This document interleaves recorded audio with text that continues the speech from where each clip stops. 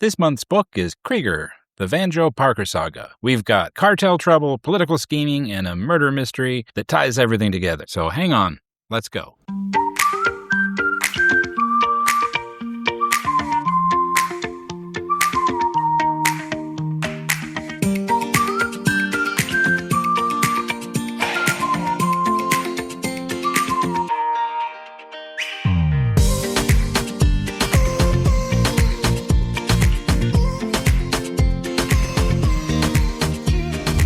Hello, Lexophiles, Bibliophiles, and Quillophiles.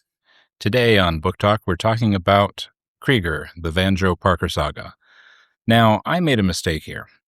When I spoke to Larry and he told me about these books, and then he handed them to me, I picked up the wrong book and started reading it first. That is the book I'm talking about today, Creager, the Joe Parker Saga. The actual first book in the series is actually Creager, the Warpaint Killer Saga.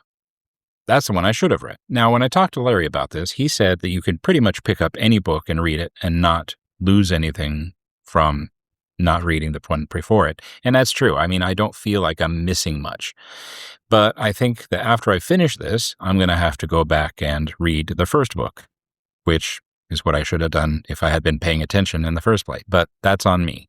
This book is fun in its own special way. It's kind of like Larry said, what if I take a small town in Colorado and throw every kind of possible trouble at it I can think of? That's pretty much what you end up with. It's modern pulp. It's fast, chaotic, funny, and it does all of this in all the right places, and you actually have characters that you enjoy reading about. The setting is in a real state. I mean, it's just south of Denver, Colorado. It's a fictional town called Bedford Township. Like I said, the town is fictional, but it has kind of a real feel to it.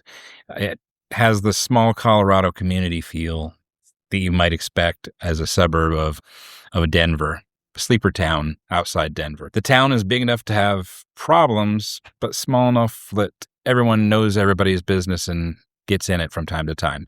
If you're familiar with the southern San Joaquin Valley, I lived in Taft when I was younger, and Taft is one of those towns. When I was growing there in the early 70s, it's one of those places where everybody knows everybody, and everybody is in everybody's business. And that sounds a lot like what Bedford Township is. Because of the size, it's the perfect pressure cooker for the crime and corruption and the outside forces that Larry talks about and writes about in the story. And I think that's why this book works, because Bedford feels like a place you've driven through at least once in your life. The kind of town where you might stop for gas and think, something's going on here. But I think I'd still like to live here. So about the protagonist, Detective Benjamin Creager. He's competent, sarcastic, and constantly overwhelmed, but in a way that you as the reader might have fun with, because it's kind of fun to watch him going through all these events in his little town. He's not a superhero. He's just a guy trying to keep his community intact while the world keeps throwing spitballs at him. His dynamic with Detective Alex Ritch, his kind of sort of partner, adds humor and humanity to the chaos. He's a detective who shows up to work thinking he can handle the case and ends up juggling 5. Through the story, you kind of feel like he's got several balls in the air at one time, but he's keeping his cool. As far as the things that are happening in the town, it's kind of like somebody threw a box of Cards Against Humanity at him, and he ended up with cartel activity, political adventure, real estate schemes, organized crime sniffing around and messing around in the town, community tensions that were amplified by the fact that this was taking place, the storyline, during the aftermath of the pandemic. And to add to it, there's a kidnapping, just for good measure. None of these threads overwhelm the story. They fit together like puzzle pieces in a way that make you feel that you're in a literary ecosystem that's just fun to read. And it's not just one big villain. It's like there's a whole network of villains and villainy that just decided they threw a dart at a map of America and somehow landed at Bedford, Colorado. And guess who has to suffer with it? Benjamin Creager. So for the reader, you can expect fast pace, short chapters, and a lot of moving parts.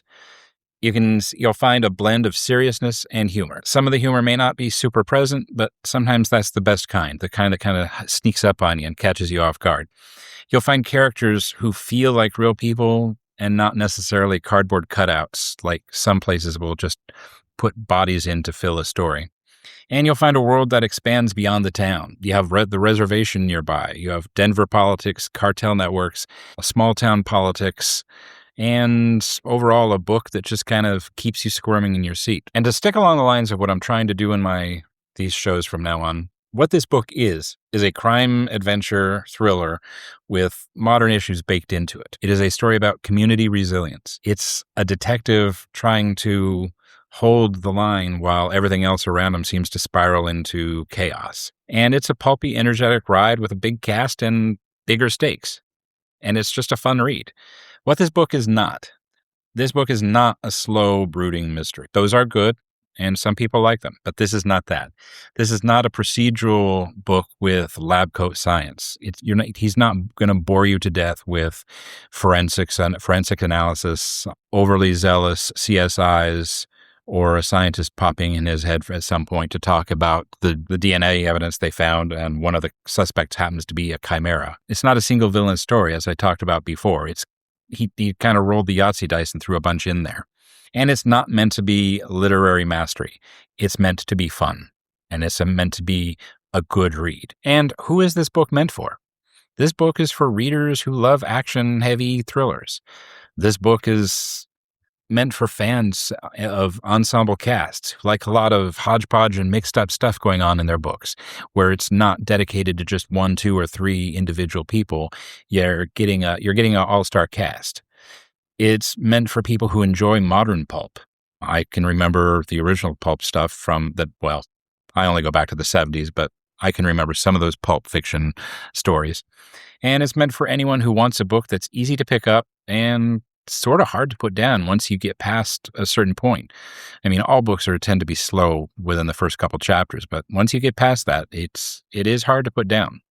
So if you want a thriller that feels like a small town suddenly caught in a hurricane of crime, politics, and bad decisions, then this one's for you. Creager, the Van Parker Saga, delivers, and it's fast, chaotic, and it's truly a fun book to read. So that's really all I have to say about this book. I do recommend you pick up a copy. I'll have links to all 3 books on my website for this. And just so you know, the first book is Creager, the War Paint Killer Saga. The second book is Creager, the Van Joe Parker Saga. And then the final book, or maybe final book, there may be more, I don't know, is Creager, the Triggers in His Mind Saga. So I'll have a link for all of those on my website. And thank you for joining in. And on that note, may your ink be stubborn enough to outlive the chaos. May your coffee be strong enough to survive whatever cartel-adjacent nonsense rolls into your town next. And your regrets be buried deeper than the bodies that Creager keeps tripping over. Thank you, everybody. Have a great one. Bye.